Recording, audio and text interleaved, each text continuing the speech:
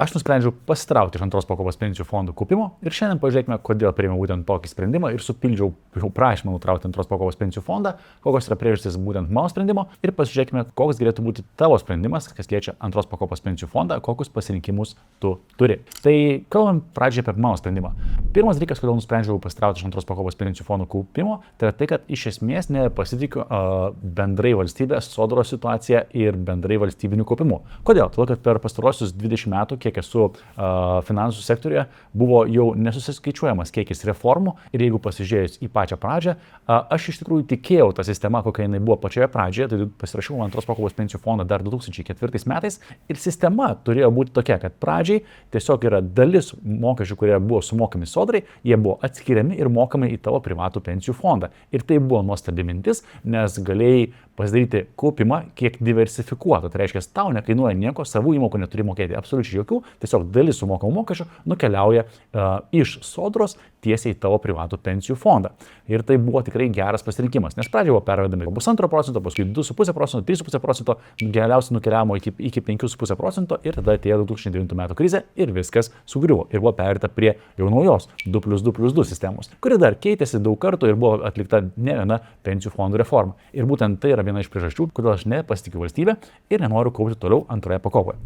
Kita priežastis yra tai, kad būdamas jau 35 metų, man dabar 39, aš jau išėjau į pensiją, ne į tą pensiją, kuri yra numatyta sodros, bet į tą pensiją, kurią aš galėjau susikurti savo, investuodamas ir kurdamas kapitalą. Kadangi jau dabar esu pensijoje, man nėra logikos kaupti kapitalą ir dar jį didinti ateičiai, dėl to, kad aš noriu iš pasyvių pajamų gyventi jau šiandien, dėl to, vėlgi, sprendimas yra pakankamai paprastas, tuos pinigus, kuriuos galiu atsimti, aš noriu atsimti būtent šiandien. Dar viena iš svarbių priežasčių yra tai, kad jeigu aš tęsčiau kaupimą antros pakopos pensijų fonde, iš tikrųjų tą pasirinkimą aš turiu ir man netgi finansiškai šitas pasirinkimas būtų labai naudingas, dėl to, kad aš tik tais labai mažą dalį pajamų gaunu pagal individualią veiklą, kur ten dar kapsi iš įvairiausių projektų pinigai, man didesnę dalį pinigų prideda valstybė, dėl to procentiškai man kaupti ir auginti kapitalą su valstybės pagalba kaip ir apsimoka. Tačiau yra vienas didelis minusas, kurio aš nenoriu ir kurio aš noriu išvengti. Tai yra tai, kad kaupdamas ir toliau aš tikrai pateksiu į tuos rėžius, kada būsiu priverstas pirkti anuitetą.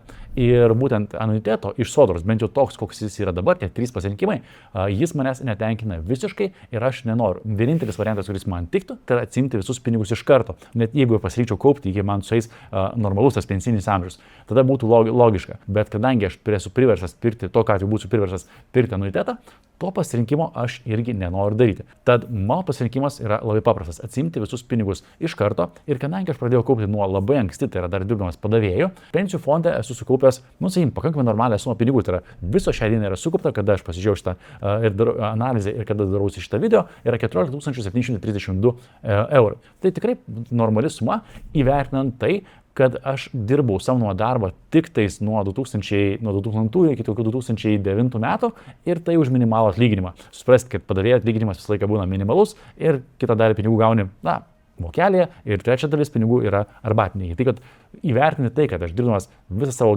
karjerą už minimalų atlyginimą sukaupiau šią dieną 14 732 eurus, yra tikrai puikus rezultatas. Kas dar yra puikesnė naujiena ir puikesnis rezultatas, įvertinant tai, kad mano įmokos sudarė tik 3567 eurus, investicinis prieaugis sudaro 7438 eurus. Tai yra puikus pavyzdys, kad investavimas, apie ką mes šnekam, kad ilgalaikis investavimas į tos pačius plačiai diversifikuotus fondus yra dalykas, kas tikrai veikia. Ir mano pensijų fondų rezultatas puikiai tą ir parodo, kad šitas dalykas elementariai veikia. Taip, kad tie, kas investuojate ir galvojate, investicijos neveikia, ar galvojate, kad investicijos neduoda norimos grąžos, jos veikia, per ilgą laiką galite sukaupti pakankamai rimtą kapitalą. Gerai, kadangi aš nusprendžiau pinigus atsiimti, šito vietoje reikia įvertinti paprastą dalyką, kad visų 14 700 eurų man valstybė neatiduos, ar mano pensijų fondų bendrovė neatiduos. Pagal esamas nutraukimo sąlygas, jeigu aš padarau nutraukimą, tai man reikės, kaip pasakyti, gražinti ar į sodrą, arba tiesiog į sodrą bus pervesta, šiuo atveju 3726 eurai. Tai yra ta dalis pinigų, kuri buvo man suteikta kaip valstybės subsidija, gal tiksliausiai tai būtų pasakyti. Ir tie pinigai grįš į sodrą. Reiškia, tie pinigai nebus taip, kad grįžta tiesiog į valstybės biudžetą ir viskas. Už tuos pinigus aš perku taip vadinamus pensijos taškus ir gausiu 1,5 ar 6 taško, kas man pridės apie 16 eurų prie kažkada ateinančios pensijos. Kas, irgi gal nėra blogas dalykas, vėlgi turėti šiek tiek daugiau taškų sodrinį pensijai. Bet kitas dalykas, man tikrai pakankamai riebiai trūksta stažo, kad aš gaučiau kažką tai iš valstybės. Kitaip tariant, mėlyjei, aš nesitikiu gauti nieko iš valstybės, jeigu kažkas ten ir įkapsės, labai gerai, ačiū, bet iš tikrųjų nestatau savo ateities ant valstybės. Iš tikrųjų aš turiu planą A, B, C ir D, ką daryčiau, jeigu neturėčiau valstybinės pensijos. Taip kad esu ramus ir esu pasirūpinęs tą dalį. Gerai, tai dabar svarbioji dalis. Tuos pinigus aš atsiimsiu ir ką aš su jais darysiu. Žinau, kad didžioji dalis lietuvių galvoja apie tai, kad reikėtų nusipirkti, nežinau, naują automobilį, naują telefoną, naują kažkokį tai daikčiuką, atostogas ir esu tikras, kad didelė dalis pinigų, kurie atkeliaus iš pensijų fondų, ką padarys žmonės, nukeliaus visokiems niekučiams įsigyti. Ir mano galva tai yra labai prastas sprendimas. Ką darysiu aš tos pinigus investuosiu. Ir, tai labai logiška, nes vėlgi mano konceptas ir pati idėja yra labai paprasta, kad jeigu aš jau turiu kapitalą, aš į kapitalą žiūriu kaip į žąsį, kuri deda auksinius kiaušinius. Tai šiuo atveju tai yra tas kapitalas, tai yra mano ta žąsis, o auksinių kiaušiniai tai yra dividendai, kurie kapsi kiekvieną mielą mėnesį. Tai šitoje vietoje aš dar svarstau, kur aš juos investuosiu, bet iš esmės galvoju, kad pasirinksiu vieną iš dviejų pasirinkimų. Vienas pasirinkimas yra JP Morgan Global Equity fondas, kuris moka dividendus, tai tas su tikeriu JGPI. Ir šiai dienai, jeigu pasižiūrėsime į dividendus, kuris moka šitas fondas, tai yra šitas ETF'as, yra 8,17% per metus.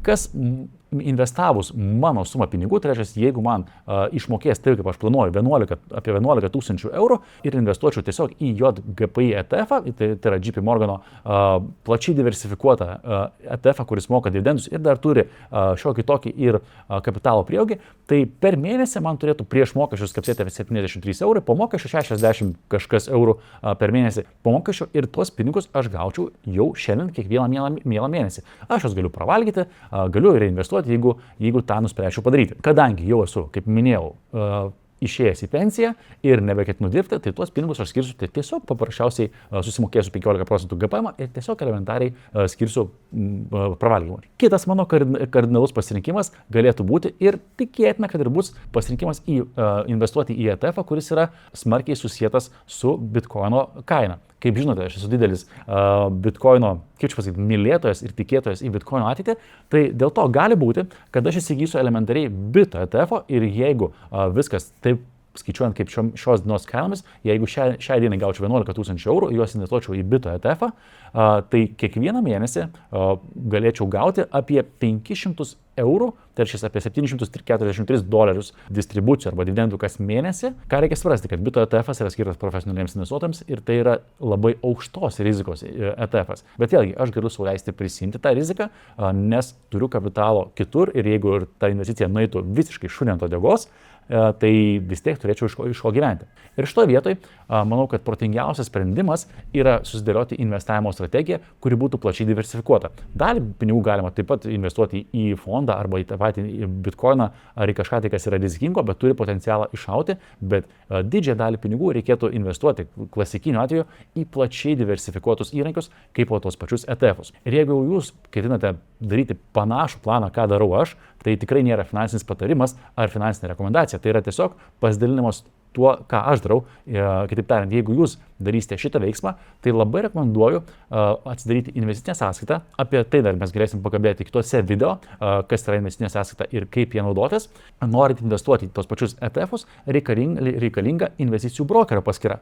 Tai šitam tikslui aš naudoju Freedom24 brokerio paskyrą. Aš ją naudoju eilę metų. Atvirai šnekant, aš prieš tai nuo labai senų laikų naudojusi Interactive Brokers, bet kokia yra problema su Interactive Brokers? Kad man nepatinka jų ataskaitos, kurias aš ten gaunu. Jeigu nori sugeneruoti elementarią ataskaitą, kur aiškiai matytum, kiek pinigų įkrito, kiek dividendų įkrito, kiek susimokėjai mokesčių ir kaip viskas atrodo tą mėnesį, kaip elementarus banko išrašas, Interactive tokios ataskaitos neduoda. O Freedom24 turi labai paprastą interfeisą, arba kitaip tariant, aiški vartotojo sąsaja, kitaip tariant, kiekvienas, kuris moka naudotis telefonu, gali naudotis ir Freedom24 platformą, tai veikia lietuvių kalba, žodžiu, tikrai paprasta ir šitą programėlę aš dabar naudoju pagrindinę, tai reiškia pagrindinę naudoju Freedom24. Ir jeigu tu neturi paskyros Freedom24, gali pasinaudoti QR kodu, kurį pamatysi šitam video, arba paspausti nuorodą žemiau ir pasinaudoti specialių pasiūlymų atsidaryti Freedom24 vertybinių popierių paskyrai. Gerai, važiuojam dabar toliau. Taigi, mano pasirinkimai kaip yra aiškus. Aš nusitraukiu ne į pensijų fondą, pasiimu tos pinigus ir juos investuoju. Kur investuoju, čia jau yra kitas klausimas. Priimsiu tą sprendimą pagal situaciją, kuri bus balandžio mėnesį, nes balandžio mėnesį turėtų tos pinigus būtent išmokėti į mano sąskaitą. Visiems Lietuvos piliečiams, kurie kaupia antros pakopos pensijų fonduose, yra iš esmės 4 pasirinkimai, kuriuos jūs galite padaryti. Ir kokie tie pasirinkimai yra?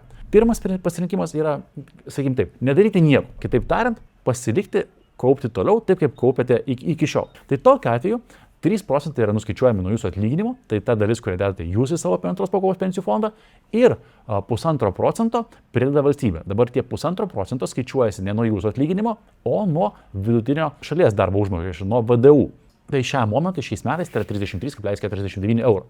Kitaip tariant, jeigu jūsų atlyginimas šiam momentui būtų 2000 eurų ant popieriaus, tai 60 eurų skirtumėte jūs ir valstybė dar pridėtų 33 eurus jūsų kaupimui. Kas yra jau praktiškai 50% subsidija jūsų kaupimui, kas vėlgi nėra blogas pasirinkimas. Sutikite, ne? Jeigu jūs nesidomit investavimu, jeigu nesidomit bendrai finansais, tai sakyčiau, šitas pasirinkimas yra tikrai pakankamai geras dėl to, kad jūs skiriate dalį savo pinigų, ypatingai kuo mažesnis atlyginimas, tuo didesnę procentinę dalį prideda valstybė ir tie pinigai yra investuojami. Pensijų fondai iš esmės šią dieną dirba tikrai gerai, taikom tikrai mažus administracinius mokesčius, nes kai aš pradėjau kaupti antrų pakopų pensijų fonduose, administraciniai mokesčiai buvo dažnai atveju 2% arba netgi daugiau, turiu omeny turto valdymo mokesčių. Tai pasirinkimas tęsti kaupimą nėra blogas, tačiau minusas yra tas, kad tie pinigai yra išaldyti valstybės ir išaldyti sodros iki jums sueis pensinis amžius, tada juos galėsite išsimti visus, jeigu sukaupsite iki, bent jau pagal dabartinį įstatymą, iki 16 000 eurų, galėsite atsimti visus,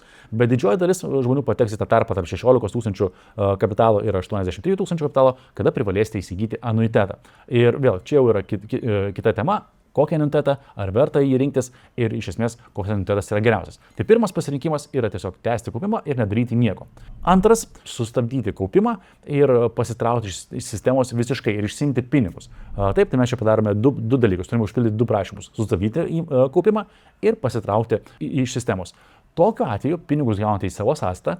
Tiesa, kaip jau aš kalbėjau pačioje pradžioje, turite pasižiūrėti savo sodros paskyroje, kiek pinigų jūs gausite. Nes vėlgi gali būti taip, kad pasižiūrėję, kad jeigu jūs kaupiate pakankamai trumpą laiko tarpą, jums pasitraukti iš pensijų fondų sistemos tiesiog elementariai neapsimokės. Kaip ir, pavyzdžiui, mano sesiai. Aš rekomendavau jai likti antros pakopos pensijų fondų sistemoje, nes ji nesidomi finansais, nesidomi investavimu, iš esmės nesidomi pinigais, tai sakau, miela sesutė, būk gera, lik, nes tavo atveju, žinant tave, tau labiau apsimoka tiesiog likti, nes kitu atveju tu net neturi jokio plano B. Tavo planas A yra dirbti samdomą darbą, planas B yra sodra ir antros pakopos pensijų fondas. Viskas, nes tu net nesidomi tą temą. Tai taip, kad jai rekomendacija buvo likti. Gerai? Tai jeigu norime pasitraukti, įsivertinkite, pasižiūrėkite sodra.lt, kokie skaičiai gaunasi jums. Mano skaičius matote, tai reiškia, man, sakykime, taip pakankamai apsimoka pasimti 11 000 eurų ir tos pinigus investuoti būtent dabar. Dabar iš minuso tai yra tai, kad pasitraukiant iš antros pakopos kaupimo,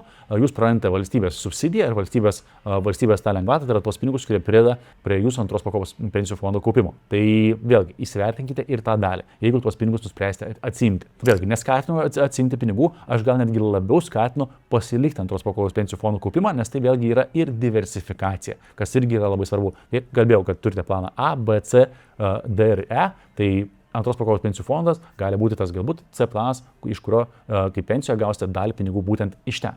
Trečias dalykas, ką galite daryti, tai yra stabdyti įmokų mokėjimą. Kitaip tariant, jūs galite neribotą kiekį kartų stabdyti įmokas 12 mėnesių. Jūs galite prisijungti prie paskyros savo antros pakopos pensijų fondo bendrovėje ir tiesiog 12 pateikti prašymą sustabdyti 12 mėnesių įmokas. Tokiu atveju jūsų atlyginimas padidės 3%, kurie būtų kitu atveju nurašyti jūsų antros pakopos pensijų fondą. Pinigai toliau lieka investuojami, reiškia jūsų pensijų fondo bendrovė toliau tos pinigus investuoja ir kapitalas toliau auga. Minusas tai yra tai, kad jūs netenkate tos valstybės paskatos, tos subsidijos, to 1,5%, kas būtų priskaičiuojama nuo šalies vidutinio darbo užmokesčio. Bet vėl, galbūt nėra blogas pasirinkimas, ypatingai jeigu jūs norite nežinau, padaryti pertrauką, ar norite gauti kažkokį tai trumpų laikotarpių didesnį atlyginimą, arba norite, nežinau, galbūt priimti sprendimą, o ką daryti. Tiesa, turite 2 metus tam sprendimui priimti, taip kad nedarykite skubos sprendimų, visą laiką geriau yra įsivertinti savo situaciją, pasikonsultuoti, pasitarti, skirti laiko galų gale analizai. 4. pasirinkimas yra vienkartinis 25% sumos išsėmimas, nepasitraukiant iš kaupimo. Kitaip tariant, jūs galite užpildyti prašymą ir išsiimti 25% sukauptos sumos. Tiesa, galite atsimti nedaugiau 25%, bet kartu ir nedaugiau negu esate pats įmokėjęs. Vienkartinis išėmimas gali būti geras sprendimas, jeigu jūs norite kažkokį tai, nežinau, svarbų pirkinį padaryti, galbūt skirti pinigus sveikatai, galbūt norite padiversifikuoti, dalį pinigų tiesiog permesti į kažkokias tai kitas investicijas. Minusai tai yra tai, kad yra taikomas netgi 3% išėmimo mokestis, kas yra šiaip investicijų pasaulyje pakankamai nemaži pinigai. Štai tokie pasirinkimai, tokios galimybės atsiranda šiais metais su antros pakopos pensijų fondais. Klausimas yra, ką darysite jūs. Ir tiesiog man labai įdomu sužinoti, ką darysite jūs su savo pensijų fondu. Tai palikite komentarą po šito video, bus man labai įdomu paskaityti ir suprasti, o ką daro žmonės, kurie žiūri YouTube videos apie finansus, ne? Ką daro būtent tas socialinis burbulas, kuris domisi finansais, kokius sprendimus jūs ketinate priimti. Tai ačiū, kad žiūrėjote ir iki pasimatymo kitos video. Iki.